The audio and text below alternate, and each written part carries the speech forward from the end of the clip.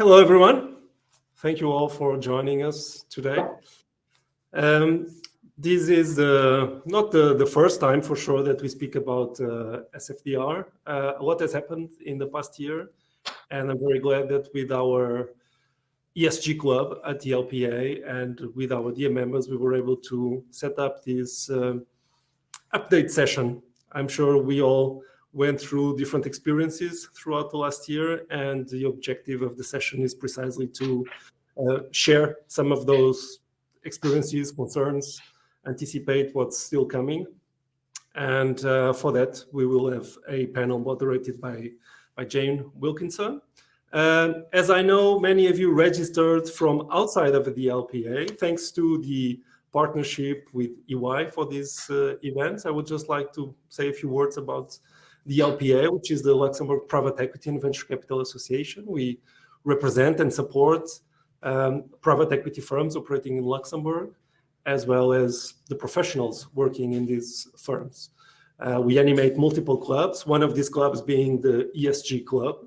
So if any of you would be interested to discuss further these topics with us, don't hesitate to apply for membership if you're not a member, or if you are already, drop us a message to join our ESG club or one of the other 27 different clubs that we animate. I will not take you longer. So all information about LPEA is in our website, in our YouTube channel, on LinkedIn. You can follow us very easily. But the subject today is SFDR, so the floor is yours. Jane, thank you very much for accepting the moderation of this panel, and I'm sure it will be very interesting to you all. Thank you. Okay, thanks, Luis. Welcome, everybody. Welcome to lunchtime session on ESG and SFDR, one of those topics which is on the tip of everybody's tongue or on everybody's mind or a burden on everybody's shoulders if you're in the investment management industry these days. Lots of obligations and things on our plate. So I'm Jane Wilkinson. I am an independent director. I sit on the boards of a number of LPEA members on their private equity funds, and I also sit on the board of a number of UCITS funds. So I kind of cover both the private markets and the public market side. I'm joined here today in the EY studio from on my immediate left, so on your right, we have Adriana. Adriana is an associate director from Impact. Impact has been present in Luxembourg for many years. Actually, I've been following Impact for a long time. They're a specialist impact fund advisor, so they assist their clients to fund structuring. They also have an AIFM, and they're very focused on sustainability. And then we have Grégory. Grégory represents the fund manager. He's the guy that actually does the real work from ORAXYS, founder of ORAXYS, which is a private equity fund specialized, focused on sustainability, environmental solutions, that kind of thing. And then finally, we have our host. We have Vanessa Mueller, who is ESG services leader here at EY and a partner here at EY. So that's my panelists. Let's get into the topic of SFDR today and where do we stand. So kind of to start thinking about where are we. I think, let's say, where have we got to now? So from a private equity markets perspective, private markets perspective, I think I can at least talk from my experience. A lot of the LPs are now suddenly shining quite a big light on the GPs. So asking a lot more questions about ESG, about how the GPs, people like Grégory, are actually integrating ESG into their investment processes. So that I think we've got. The second thing, probably should be the first thing, is the regulatory landscape. It's really driving a lot of developments in this market today.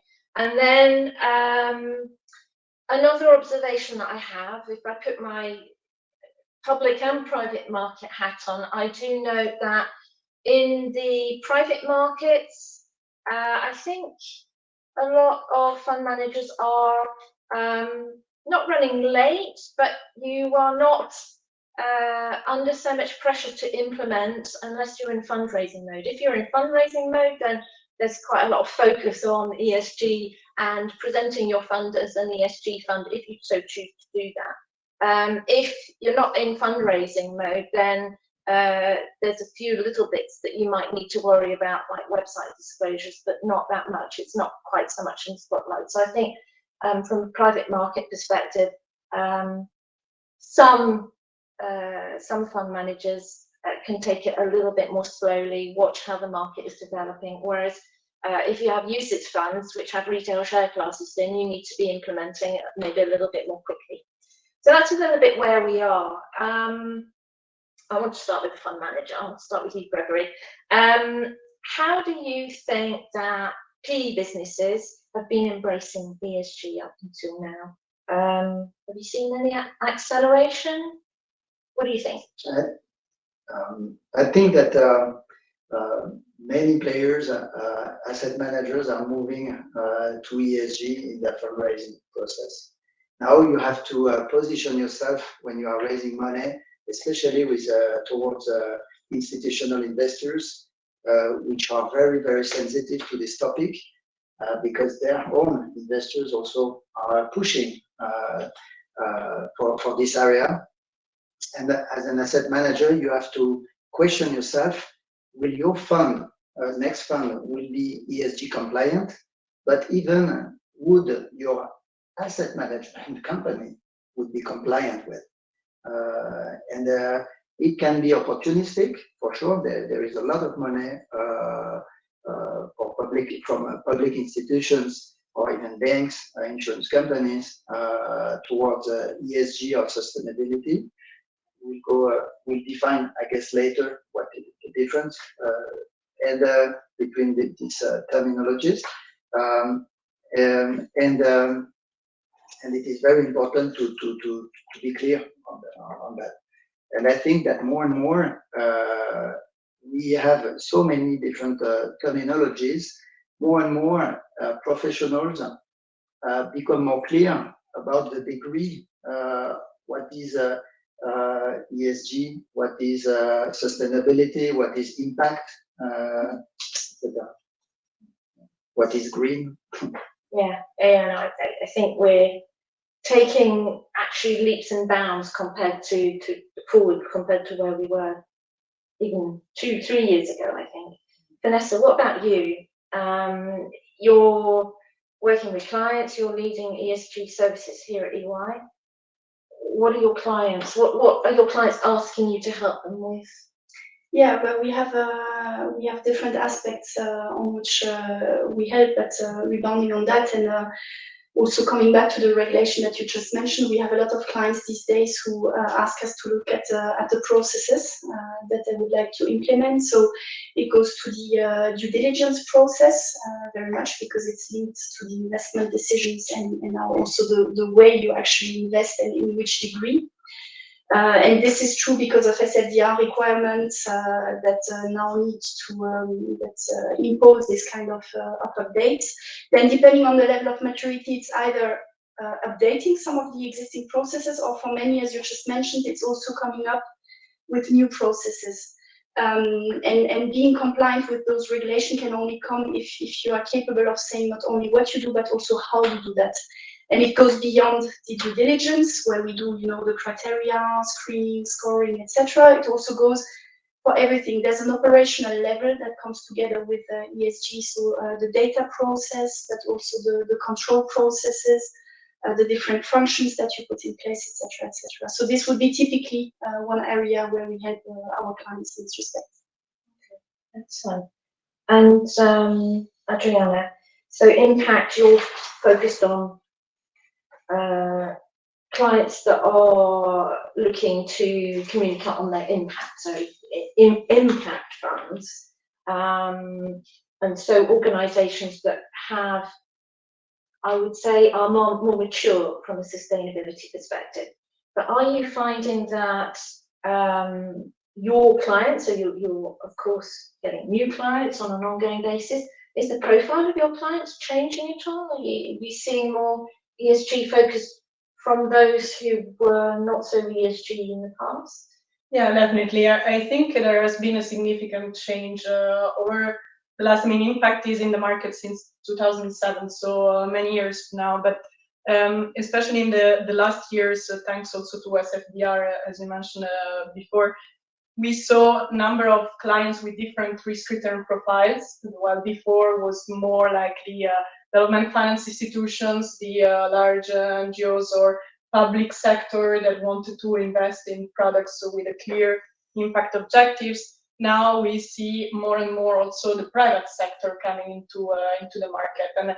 And so if before was seen as a niche market, now we hope very soon will become mainstream. But what is interesting, I think, is that you see two levels of transitions. Like one is from the, as you mentioned, more traditional investing ESG towards impact.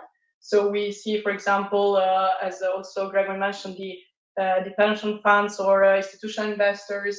We worked with Mirova, that is a responsible arm of Natixis, that recently owned LPEA, which is a climate-based solution investment manager, but also Campbell, that was owned by now by JP Morgan. So large players that are either buying specialized investment managers into impact finance, or that they want to launch more and more products that have impact objectives. But what is also interesting is the other side, like the more NGOs or family offices or foundations that they want to be more financially sustainable, and so that they come with this background of development finance, and they want to have products that generate certain financial returns. So we all know the Gates Foundation, Rockefeller Foundation, so on, but there are more and more of those players that are coming into the market. Excellent. So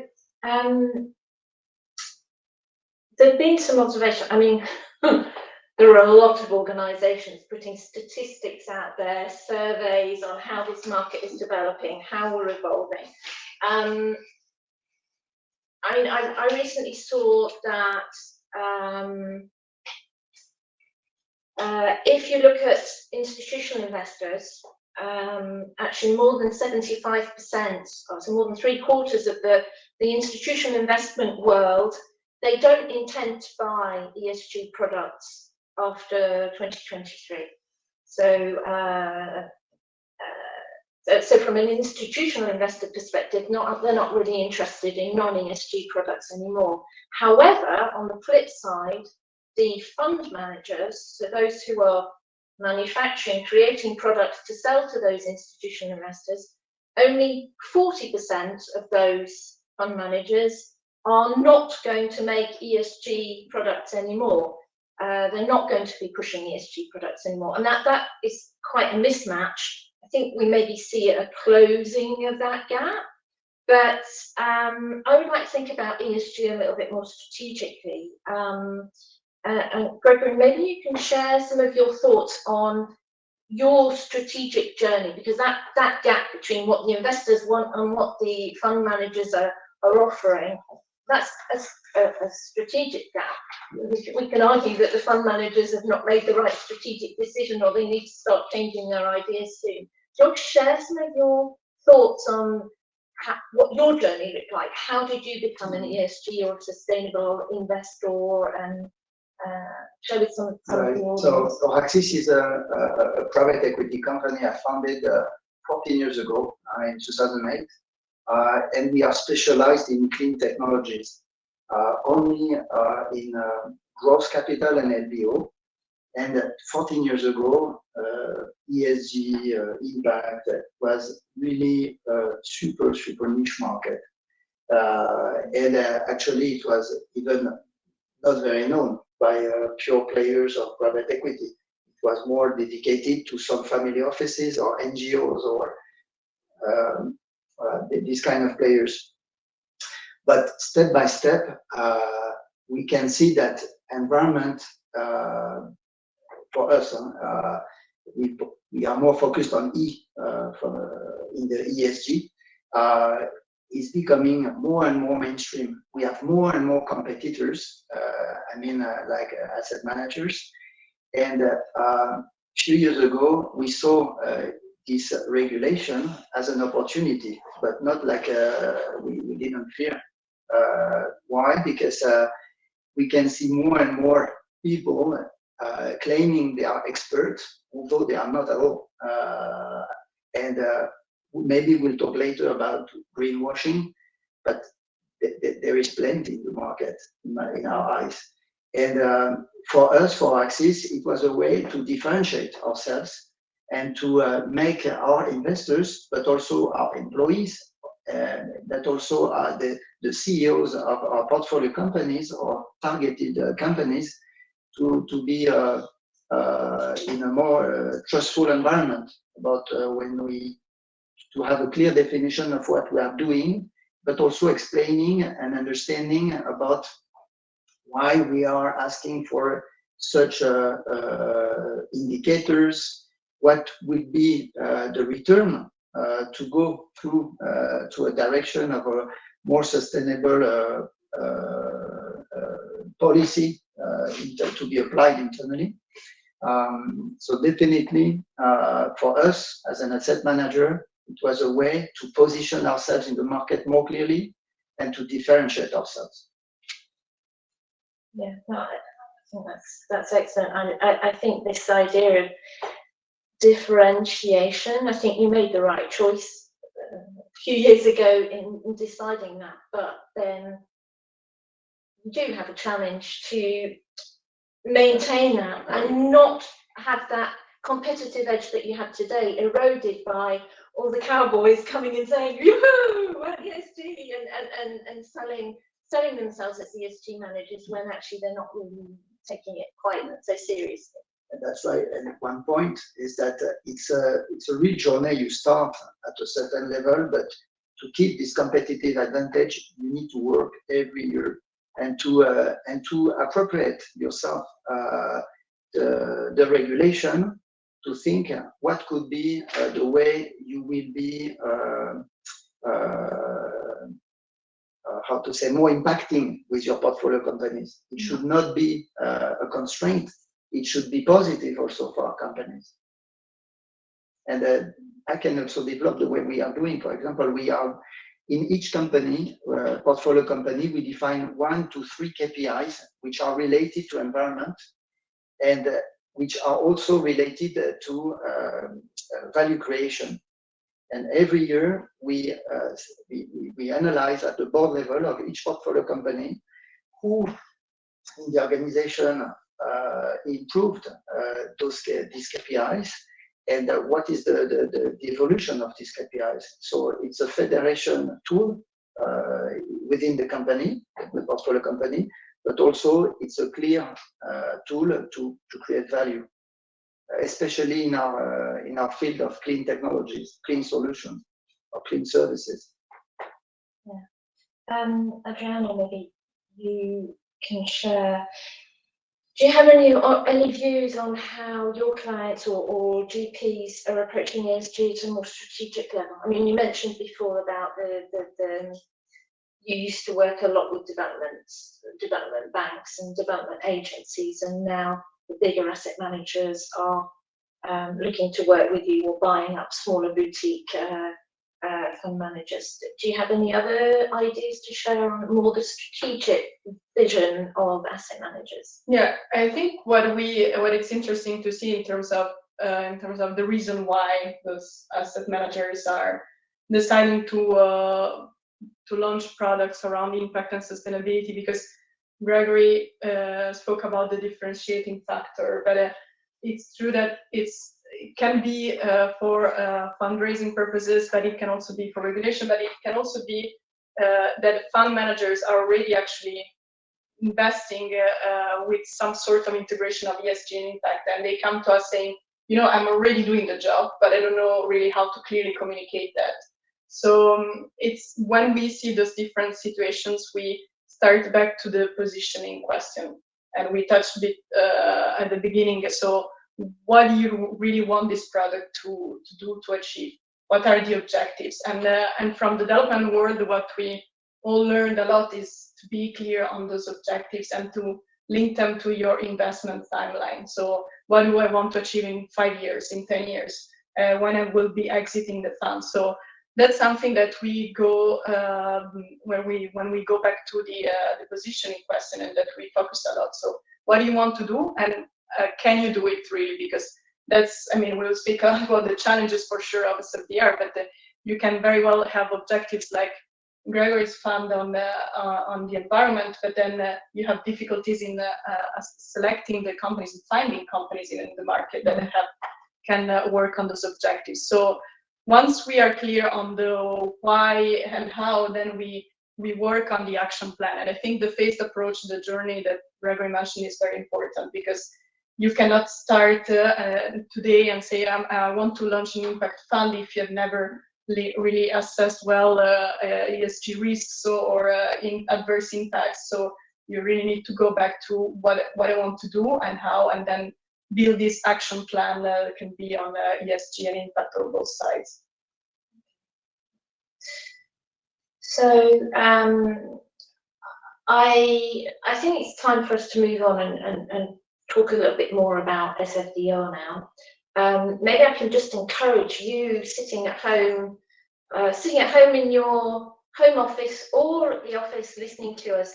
Please do ask questions. So please use the chat function to post all your questions.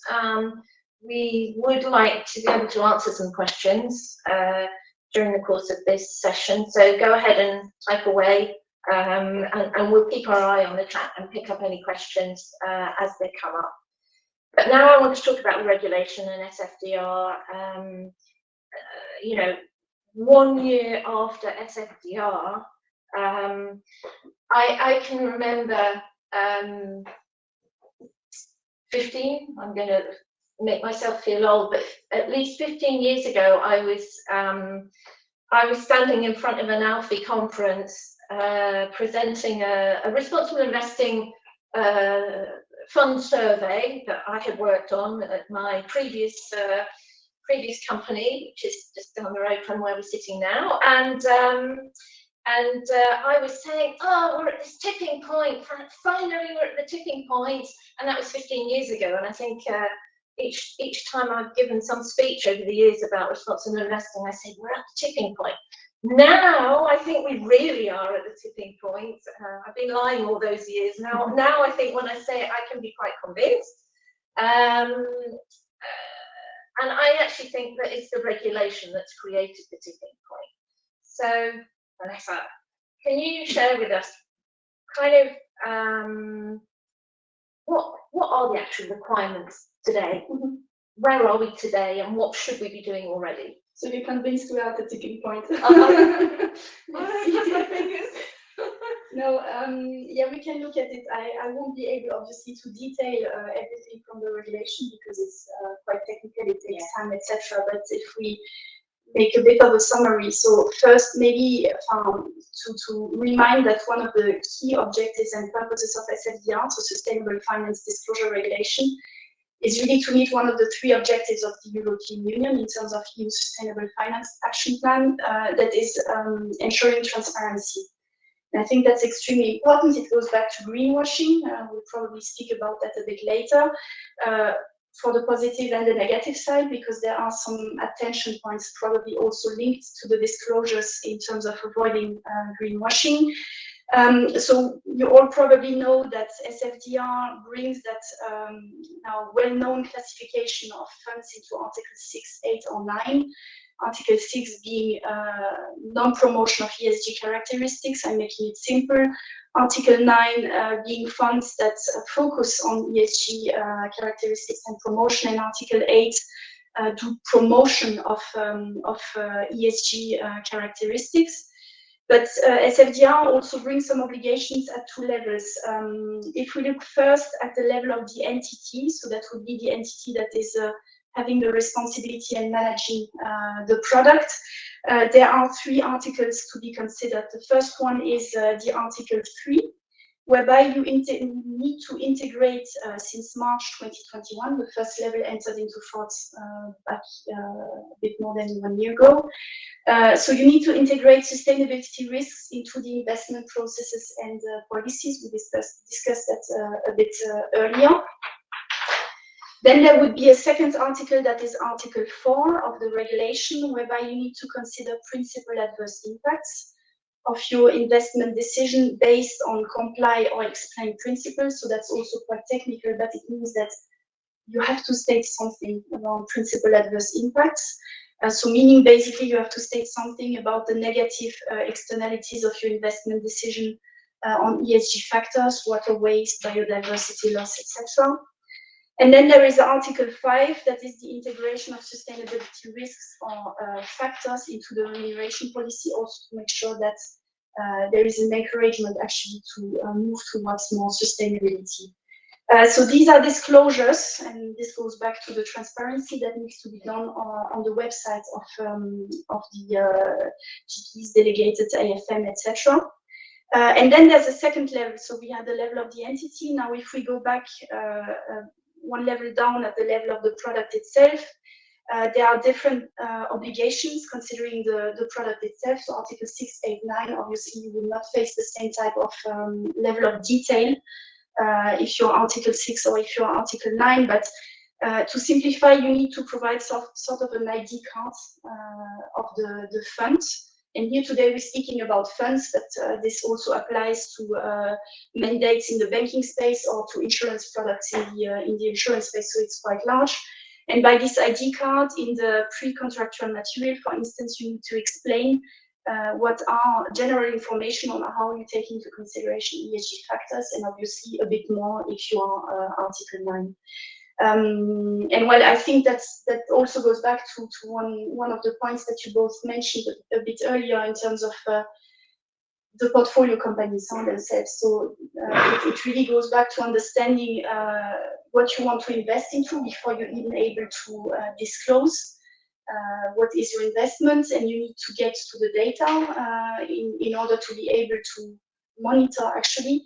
And we speak a lot about SFDR today, but there's another regulation I firmly believe in is CSRD, which is going to enter into force, and that will probably help as well that in the future all the industries and underlying assets are transitioning to something more sustainable, because they will also be obliged more and more to provide information in this respect. And I hope that at some point of time, this will converge into something where everyone is aligned and closing the gap that you explained a bit earlier, because ESG might hopefully become something that is business as usual. Yeah. Okay. So that's a little bit, a quick overview of the obligations. Adriana, you've been helping your clients implement these disclosures, put them in their reports, which have either just gone out to shareholders which are about to, in the coming weeks, go out to the investors. What have been the biggest challenges in those disclosures that you could share? Maybe share some tips for everybody out there, those that are maybe still working on it, or yeah. How much time do we have? For challenges, I can speak for 10 hours. For solutions, maybe a bit less. But what is interesting is that we, as I said, we work with impact funds, and I was expecting, like, for an impact fund to be an easy process to comply with SFDR, because you're already doing a lot of things in terms of reporting, measurement of impact, and so on. But in fact, what we saw with the regulation is that, of course, you have a number of requirements that cannot apply to every type of fund or every type of strategy, being in emerging markets or even in Europe. So we try, when we discuss with fund managers with different strategies, to try to simplify a bit the framework and say, out of all SFDR, you always need to go back to 3 main dimensions, like the positive impact that you want to generate. So what are, again, your objectives in terms of social and or environmental impact?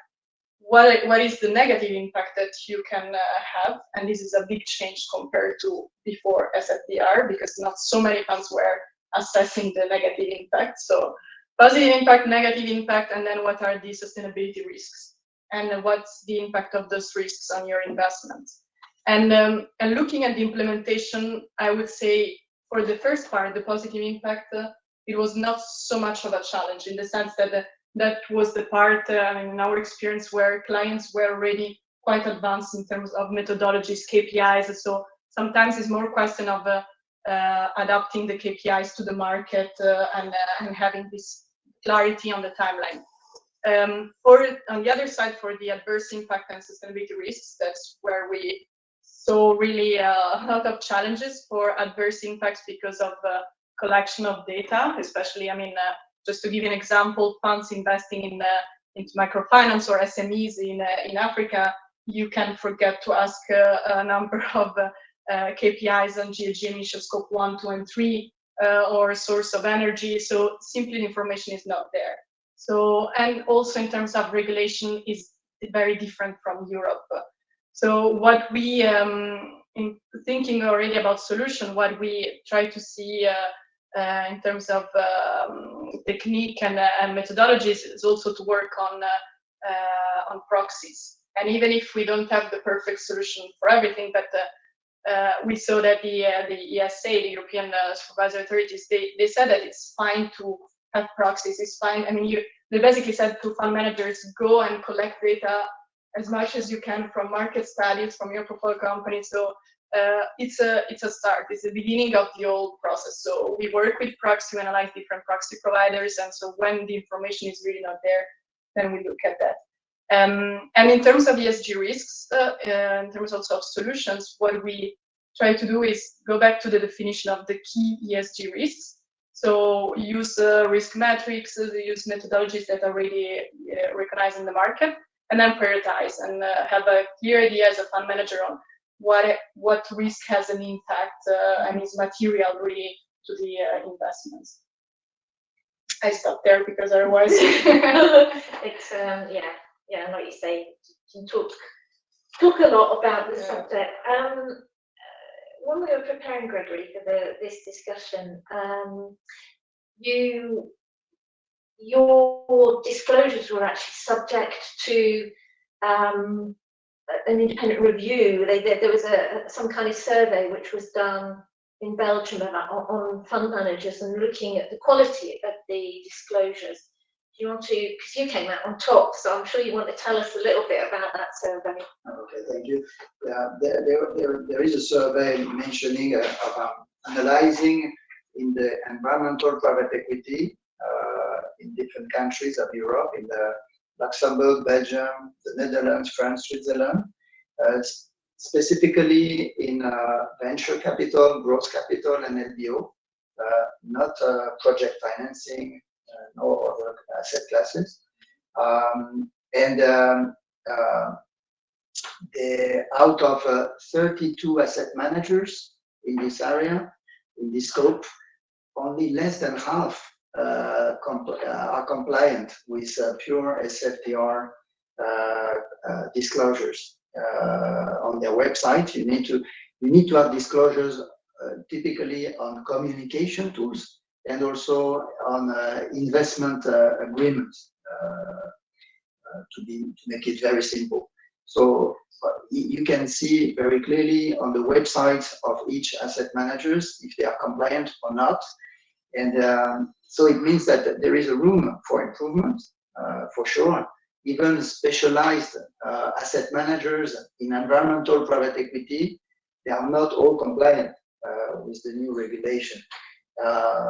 And I think from our perspective, our common experience, you need to go really step by step. As Adriana mentioned, there are so many different subtopics you need to think about: positive impact, negative impact, etc.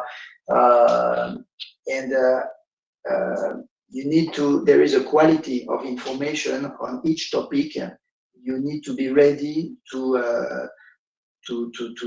assess and to communicate on.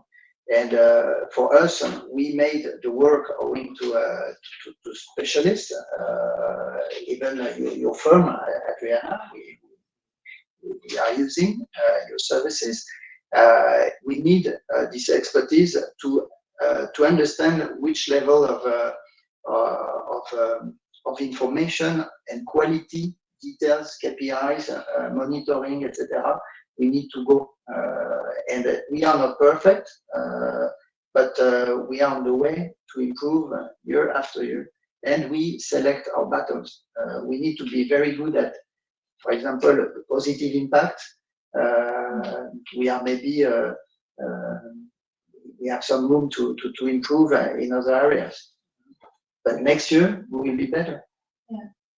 And you talking about compliance and the regulator, you were contacted by the CSSF. I understand the CSSF kind of contacted a number of fund managers to talk openly about what you're doing and your challenges. Can you share with us? That was interesting because last March, all the regulated AIFM should have been compliant. It was the end of March last year. And actually we can see that step by step the market is going into this compliance. And actually 1 week after communicating with CSSF that we were compliant with SFDR 8, with the objective to go to 8+, actually, we were contacted by CSSF about information about our disclosure. So it means that CSSF really is taking care about this new regulation, but in a positive way. We were surprised that we were going through actually our website, discussing the different disclosures, and at the end they were very encouraging. They even told us that we were at the level of regulated asset managers, even if we made the choice not to be regulated yet. So I think they are still also themselves in a way to improve their knowledge, their competence, and also the coordination with the other regulation authorities across Europe. I think you're absolutely right. The CSSF is discovering a number of these elements at the same time as we are, and they're faced with the same challenges that we are, and they're learning like everybody else, despite the fact that they're the regulator, and so they still have a certain role to check our compliance. There's one question that's come in from Jan-Philippe, which is a little bit about, okay, we have this objectives, the 2030 Paris objectives, keeping our temperature well below 1.5 degrees, and how are we going to achieve this, and how do we see the regulators dealing with this question, and are they starting to provide early indicators on what type of investments are eligible for achieving the target? I don't know whether the word taxonomy comes to my mind, but I don't know whether one of you, maybe Adriana, do you want to? Yeah, no, I was immediately thinking about the EU Taxonomy, because that's exactly why, I mean, the regulator thought about the taxonomy is to really give indication of what is an investment that is achieving climate mitigation, climate adaptation, and then we have the other 4 objectives. And for those 2, mitigation, adaptation, we already have the regulation. We already know what you need to do to check if your investment is actually eligible or not. And just maybe for people who are not familiar with the EU Taxonomy, this is a framework that not only tells you if you're investing in certain sector, renewable energy, energy efficiency, and so on, whether you are part of this list of eligible activities, but also gives you the framework to make sure that your investment is not harming. So back to the question, okay, how do I do that? If so far I haven't really made an assessment on whether I'm harming on biodiversity or other climate objectives. So with the taxonomy, you have all these frameworks. So I don't think, I mean, as of today, and that's something that I keeps coming to my mind, that you can expect the regulation to say what you can invest in, what not. It's not ethics. We don't need to go with ethics with law, but it does say what is sustainable and what is an activity that is eligible for achieving climate mitigation. So to me, that's the best we can get from the regulators as of today, with all the challenges and difficulties. But yeah, and I mean, I think the regulator has provided that information.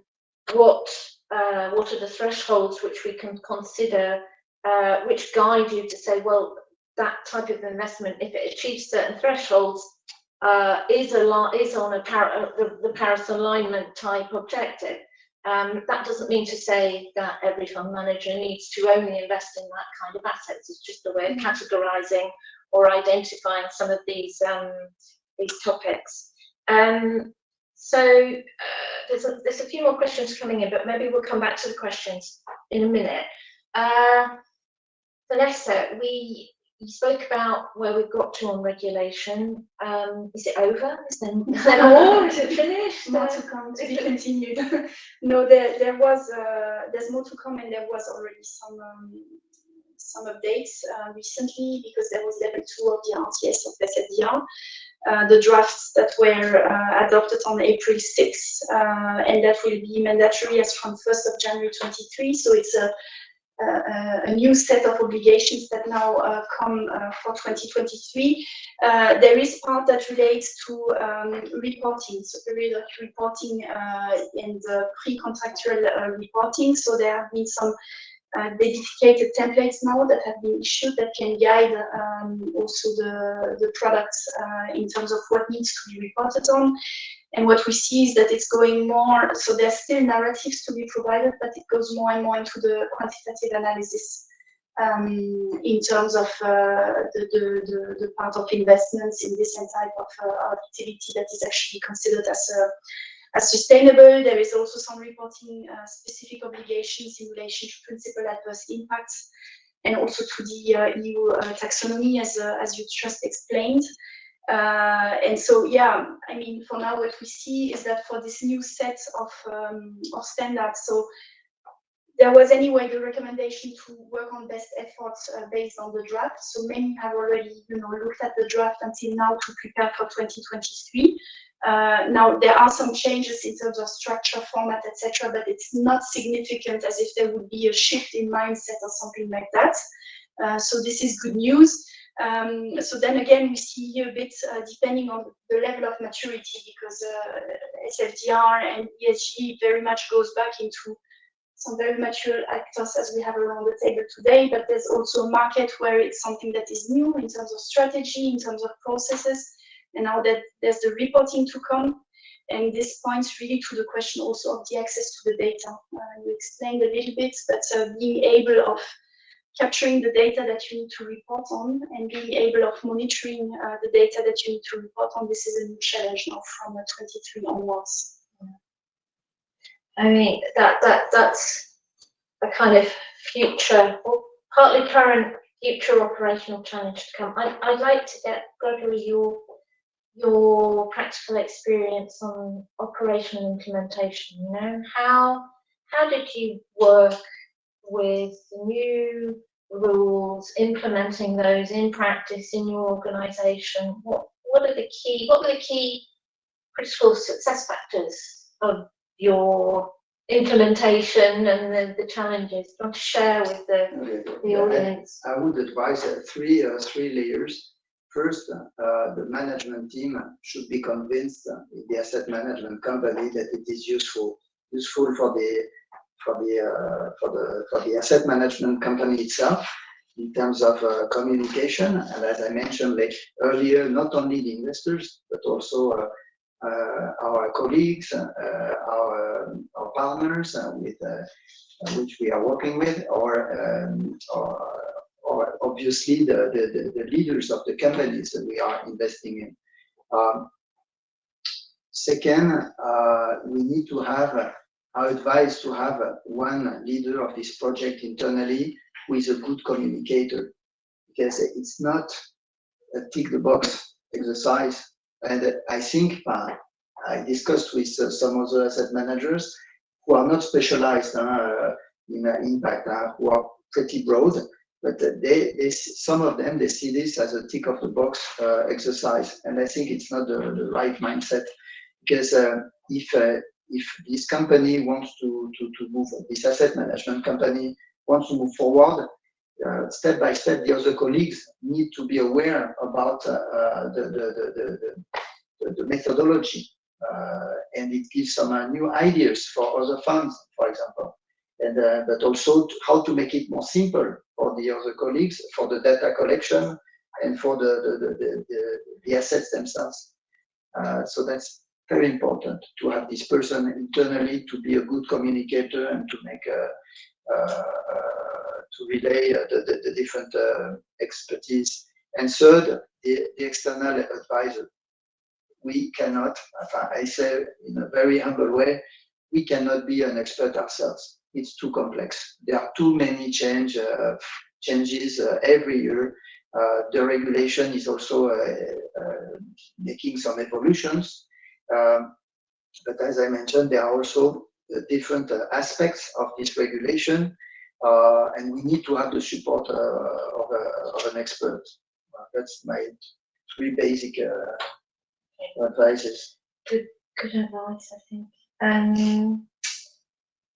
I want to talk, I mean, we're already good 45 minutes, more than 45 minutes in, so we've got maybe 15 minutes left, 10, 15 minutes left.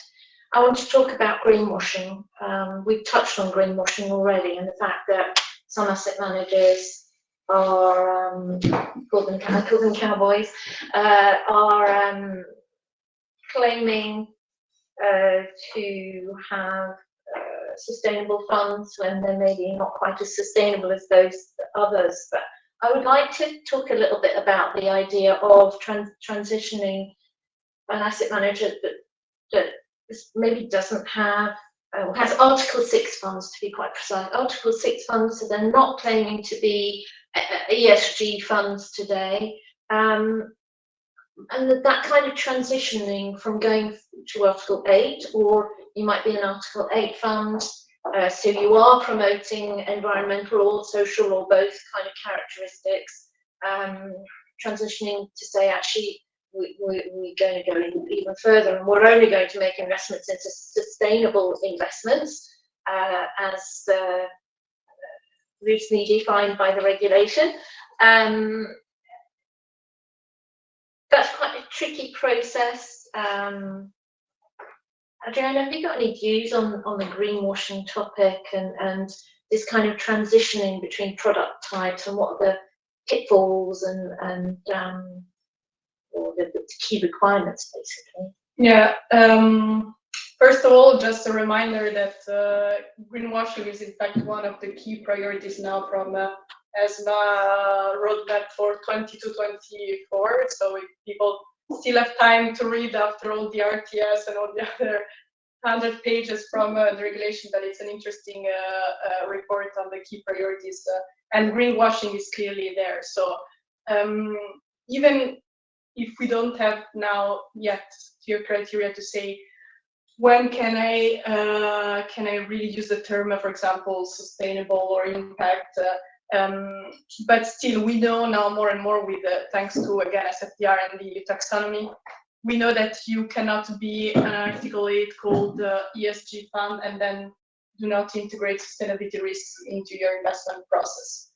Similar, you cannot be an impact fund Article 9 and be called impact if you don't integrate adverse impacts.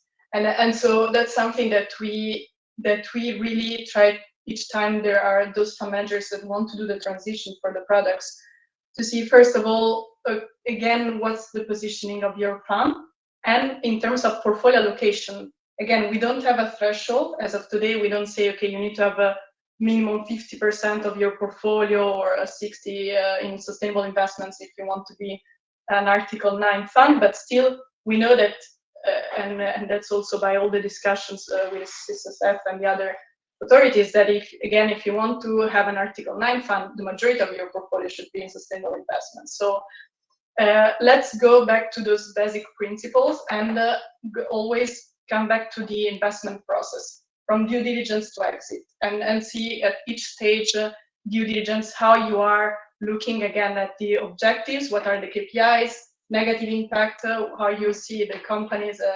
harming, or all the indicators on the risks. And then so on from the due diligence, investment decisions, monitoring, reporting, and exit. So very basically working on the investment process. I think it's important to note a little bit in response to a couple of the questions that we've had on voting rights, on specific case of mining industry. These regulations, they're not telling you what you can and can't do. Mm-hmm. They are telling you what you must tell everybody that you're intending to do, and then what you've actually done. So the European Commission, I think, is quite clear. They're not telling you what investment strategy you should do, what you do. That's the choice, and that's the I guess the job of the fund manager to decide what strategy they're going to apply and how they can get the best performance and best returns for their investors, for their limited partners. I think that's something that's quite important to keep in mind. Please, yeah, go. To make the link with what Adriana just mentioned, is very important that you, as asset managers, you are thinking really of what your investees and the assets and the leaders of the assets you are investing with or in, what they are able to accept as the level of sustainability or the level of ESG requirements. Very important, even in terms of data, because we can see there is a clear trend of increasing the number of data to make it reliable, and that's fundamental. That you think about the capacity of your investees to give you this data with smile, not as a burden. Yeah. And that's very, very important. Yeah, I mean, I think there needs to be the whole purpose, the whole wish within this whole process is to get positive progress. Yes. There will be a little bit more work for some, but the benefits that can get from being able to measure better all of these, the data that will become available, the huge benefits. Time is running by. Maybe a final question. No, there's just one more question here. Let me just have a little check. Can you go down? Sorry. No, other way, that way. Sorry, I don't have control of the question. So, I'm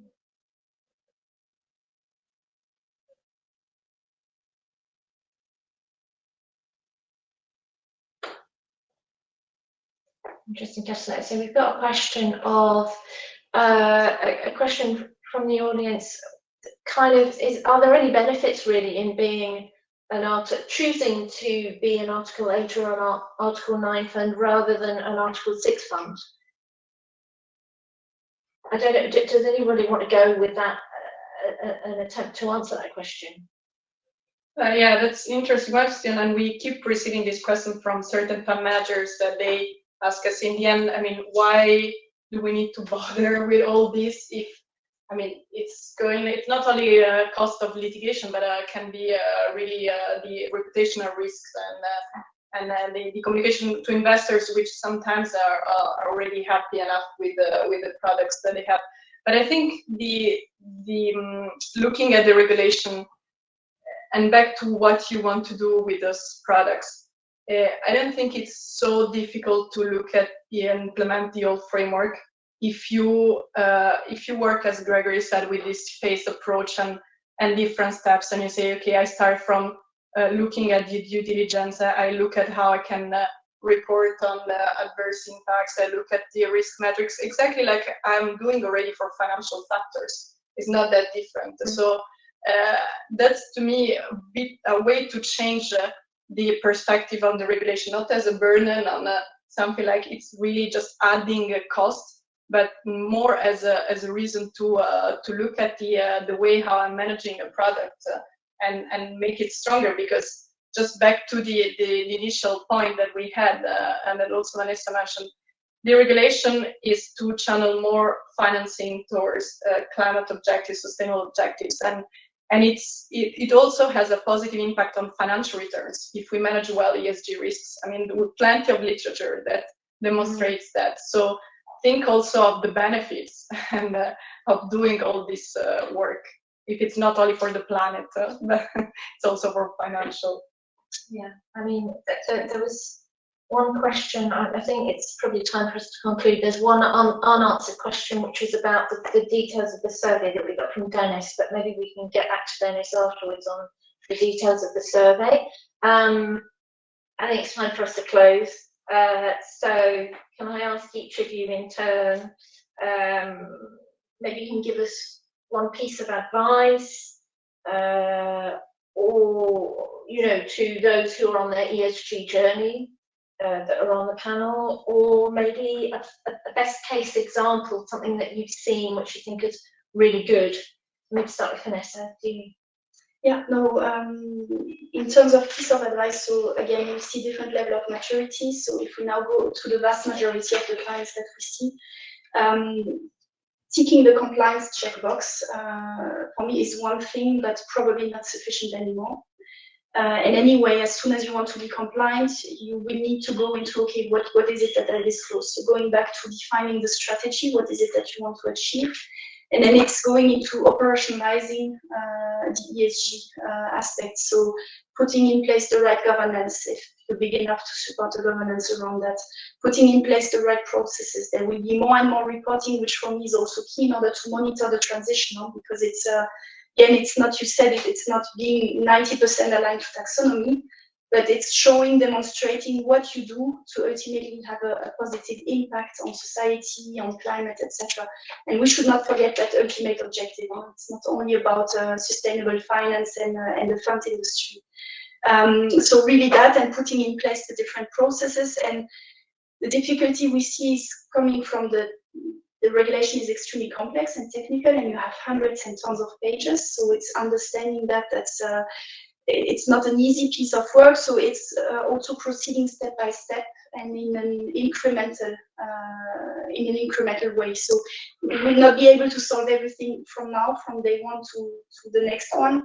But as long as you start this journey and the transition, I think this is of benefit.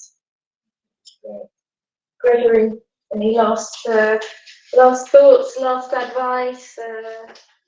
Well, as Vanessa just mentioned, I think that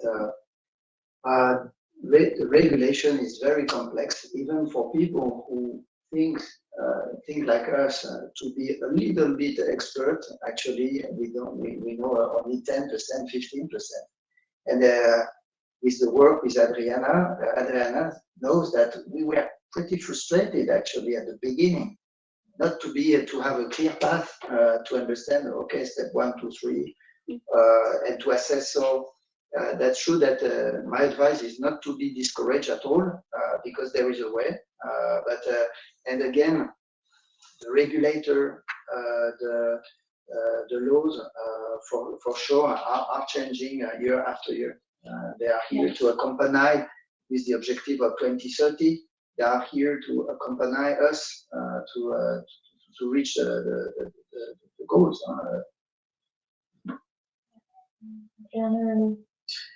Yeah, I can only agree. I mean, for the GPs, don't give up.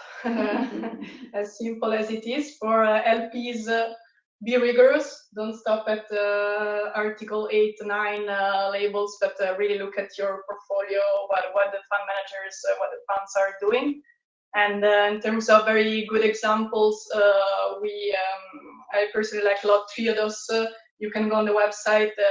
They have 15 years experience, and I like it because in the disclosure they explain very clearly the sustainability risk framework, adverse impacts, and now we don't have time for the old debate on how to integrate sustainability risks into financial risk, but have a look. And of course, also ORAXYS is a very good example of this journey for a small company compared to Triodos. And so yeah, that's already. I mean, I can mention Impact AFM, but that becomes marketing. So yeah, you become a bit biased up there. Okay, excellent. Well, we've come to a close. Thank you everybody for joining us. Thank you. It's really good to share. There's so much more that could be shared. So maybe we should lobby LPEA to have another session in a month or two, so a couple of months' time, just to maybe even delve into more technical details. But thanks everybody for joining, and we wish you a lovely afternoon. Thank you. Bye. Bye bye.